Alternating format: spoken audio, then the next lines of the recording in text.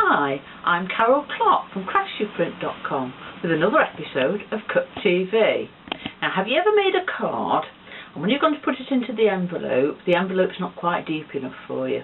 Well, I've got the solution for you today, and it's these down here. I've made up these 3D card box mini kits. They come with 2 sheets in the kit, so that makes them just £1.20 a kit, and you can print them out as often as you like. And I've made these card boxes with a centimetre depth, so plenty of room for your decoupage, and they're really sturdy because they've got double walled construction like most of my boxes have, and they open up a bit like a pizza box. It opens up nicely. You can see I've popped a piece of card in there. This one's a C6 one. I was just making sure it would fit nicely. There's plenty of room both in the width and the depth, as you can see here. So you've got plenty of room within the box as well as in the depth as well. And then it all folds down nicely. So we've got C6, 5x7, normal DL and mini DL. And then we come on to the square boxes as well. And I've got 3 of them here. They start off at 4x4 and they end up at 6x6. That one will fit. And then there's the one that we're going to make up today. And the one we're going to make up today is the 5.5 by 5.5. So I'll move these to one side and get started. Can't remember what size this one is. I think this one's a C6, but I'm just going to show you this one for the sheets. And you've got, like on a lot of mine, rather than put the lines on the sheet itself, I've put them on the outside bit that you cut off so that you don't see it at all. And before you get started, all you need to do is, whatever method you want to use, is to line it up with the score lines, and then using a scoring tool or your scoring board to score along the lines before you cut it out. And then you cut all of the pieces out. I think it's on the very largest one, I'm not able to give you the line at the side, but they've all got this little diagram here with colours on. So you're scoring the blue lines, and then wherever it shows you the red lines on this little diagram, you cut. And the cut lines are just here. They're marked in black, the cut lines are. And wherever possible, I've given you an arrow to show you where to cut as well. And there's only 2 on this piece, which is the box top. So then you cut it out once you've scored all your lines. And like with most of my kits as well, you come with full photo by photo instructions. And you'll end up with 2 pieces like this. So this one is the base. If you write it on the little flap here, that's going to be folded over, so you won't actually see it later, but just to remind you which piece is which. So that's the base, and this one I will have written on that this one's the lid. So that's like that. Now you'll see that when you've cut them out, and you've cut your little cut lines there, you've got tabs. You've also got 3 sides have got 2 score lines, so you've got double walled construction there. And then you've got one side which has got just 1 flap, and you've got the same on both of them. So if you place them together so that your single walls are towards the centre, and then turn them over, because these 2 are the 2 that you're going to join together, and that will give you the double wall just there. So I'm going to add my double-sided tape with my sticky tape putter on a thingy to the one without these little flaps on, because it's easier. And also this will give you a neater finish too. And to add my double-sided tape there, and then I'm going to fold in the little flaps, the longer flaps on this one here. And I'm going to, with this one, because it's got such a short flap, I find it easier to line it up with the fold rather than do my normal flipping.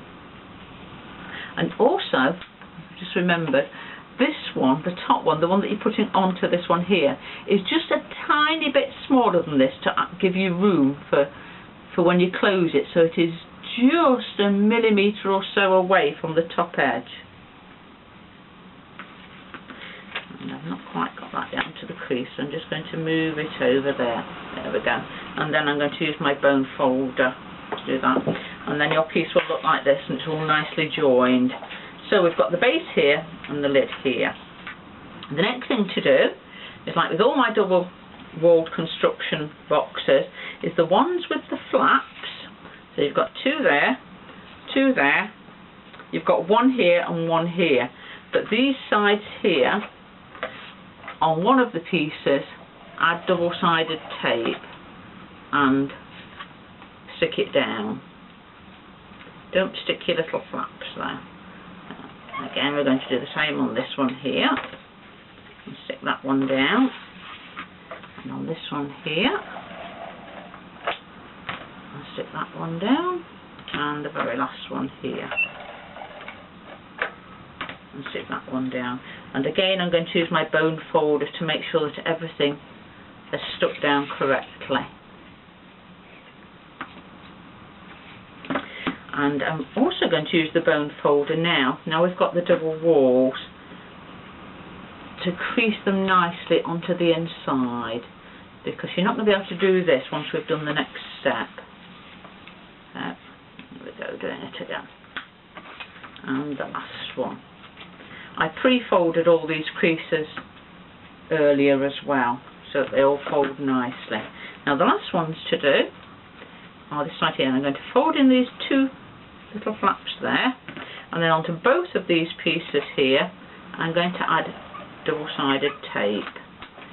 You can add it just to the little flap if you wanted to, but it really is easier to add it the whole way along. And then I'm going to do exactly the same on the other side. Make sure these longer flaps go towards the inside of the card, if like me you've got it stuck onto the outside. And again I'm going to turn these tiny ones in and add the double-sided tape. So say you've got full photo by photo instructions as well. So the next thing you do is to lift up one of the sides and making sure that you've got this flap so that it is true to the corner, and then just lift up the front flap, leaving it in line with the corner piece there, and you do that on all four sides. I'll do that again on this side here. And so make sure that your corners are square, and then we're very nearly finished. We just turn in both ends of the last flaps and stick them into place, and then just to make sure everything's adhered properly and all your corners are as square as they possibly can be, you just give a good press with your bone folder, and your box is just about finished. So then the base one is the one with the little flaps on it. Then you lift up the other piece and fold it forward, and there we go, it's finished. How quick was that? It makes a lovely addition to finish off the card. It makes it really special. So you've got the double wall construction, making sure these are on the outside, making sure that your card inside is well protected, and then you can always finish them off as well, like I did with those that I showed you earlier, or some of them anyway.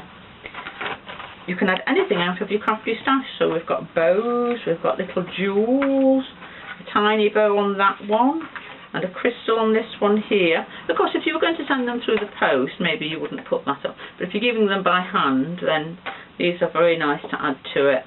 As I say, you've got them in all sorts of different sizes. So if I line these up inside, so you've got all the sizes there that you're possibly going to want to need in your square ones. And there are lots and lots more on the website too, and you can find them all at www.craftsuprint.com/Carol Clarke. And I hope you've enjoyed this video, and I hope to see you again next time on Cup TV. Bye!